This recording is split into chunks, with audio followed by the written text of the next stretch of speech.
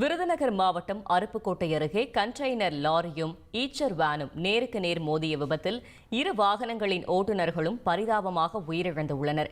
இதுகுறித்த கூடுதல் தகவலை செய்தியாளர் சக்தி கணேஷ் வழங்கிட கேட்கலாம். சக்தி கணேஷ், வணக்கம். இந்த விபத்து தொடர்பான மேலும் தகவல்களை சொல்லுங்க. வணக்கம்.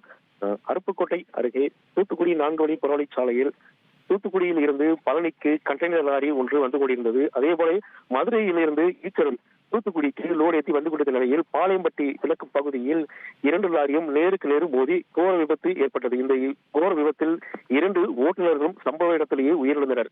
இது குறித்து காவல்துறை வட்டாரங்கள் தெரிவிக்கையில் ஈச்சர் வண்டியானது அந்த வண்டியின் ஓட்டுநர் ஒன்று ஓட்டிக் கொண்டிருக்கும் போது தூங்கியிருக்க வேண்டும், இல்லது அந்த வண்டியின் பின்புறம் டயர் வெடித்து இந்த விபத்து ஏற்பட்டதாக காவல்துறை வட்டாரங்கள் தெரிவிக்கின்றன. மேலும் இது 4 வழிச்சாலையில் இந்த விபத்து நடைபெற்றதால் உடனடியாக அந்த வாகனங்களை அப்புறப்படுத்துவதில் தீயணைப்பு படையினர் மிகவும் சிரமப்பட்டு வருகின்றனர். தற்போது வரை துரிதமாக வேலை நடைபெற்று வருகிறது.